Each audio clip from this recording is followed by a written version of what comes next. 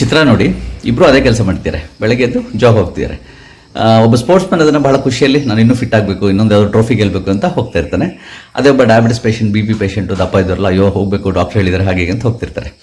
It's all in the mind set ಅಷ್ಟೇ. Okay, ಈಗ ನೀವು ಆಸ್ಪತ್ರೆಗೆ ಬಂದಾಗ ನಾವು ಅಷ್ಟೇ ಡಾಕ್ಟರ್ಸ್ ಏನು ಮಾಡ್ತೀವಿ, ನೀವು ಇನ್ಮೇಲಿಂದ ಶುಗರ್ ಕಂಟ್ರೋಲ್ ಇಲ್ಲ, ಹಾಗೆ ಹೀಗೆ ನಿಮ್ದು ಈ ಟೆಸ್ಟ್ ಮಾಡಿಸಿ, ಹೊಸ ಮೆಡಿಸಿನ್ಸು ಮತ್ತು ಹಾಗೆ ಡಯಟ್ ಮಾಡಿ ಏನೇನೋ ಹೇಳಿ ಕಳಿಸ್ತೀವಿ, ಆಯಿತಾ. ಸೊ ಆಲ್ರೆಡಿ ನಮ್ಮ ಜೀವನದಲ್ಲಿ 101 ಸಮಸ್ಯೆಗಳು, ಅದ್ರ ನಡುವೆ ಇದೊಂದು, ಅದು ಮೈಂಡ್ ಒಂಥರ ಇದಾಗ್ಬಿಡುತ್ತೆ, ಫಟೀಗ್ ಆಗಿಬಿಡುತ್ತೆ, ಸುಸ್ತಾಗ್ಬಿಡುತ್ತೆ. ಅದಕ್ಕೆ ಈ ಯೋಚನೆ ಮಾಡಿ ನಿರ್ಧಾರ ತಗೊಳ್ಳೋದು ನಮ್ಮ ಪ್ರಿಫ್ರಾಂಟಲ್ ಕಾರ್ಟೆಕ್ಸ್.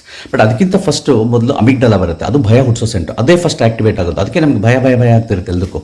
ಸ್ವಲ್ಪ ಯೋಚನೆ ಮಾಡಿ ನೋಡಿದ್ರೆ ನಮಗೆ ಪ್ರಿಫ್ರಾಂಟಲ್ ಕಾರ್ಟೆಕ್ಸಲ್ಲಿ ನಾವು ನಿರ್ಧಾರಗಳನ್ನು ತಗೋಬೋದು.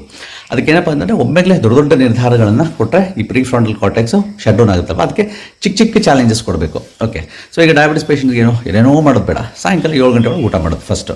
ಅದು ಒಂದು ಸತಿ ರೂಢಿ ಆಗ್ತಿದ್ದಂಗೆ ಆಮೇಲೆ ನೆಕ್ಸ್ಟ್ ಸ್ಟೆಪ್ಪು ಬೆಳಗ್ಗೆ ವಾಕ್ ಮಾಡಿ ಅಥವಾ ಇನ್ನೇನೋ ಮಾಡಿ, ಒಂದೊಂದೇ ಹಂತ. ಇದು ನೀವು ಎಲ್ಲದಕ್ಕೂ ಅಪ್ಲೈ ಮಾಡ್ಬೋದು, ಎಲ್ಲ ಇದಕ್ಕೂ ಜೀವನದಲ್ಲಿ ಏನೇ ಸಮಸ್ಯೆ ಇಲ್ಲಿ 10 ಸಣ್ಣ ಸಣ್ಣ ಚಾಲೆಂಜಸ್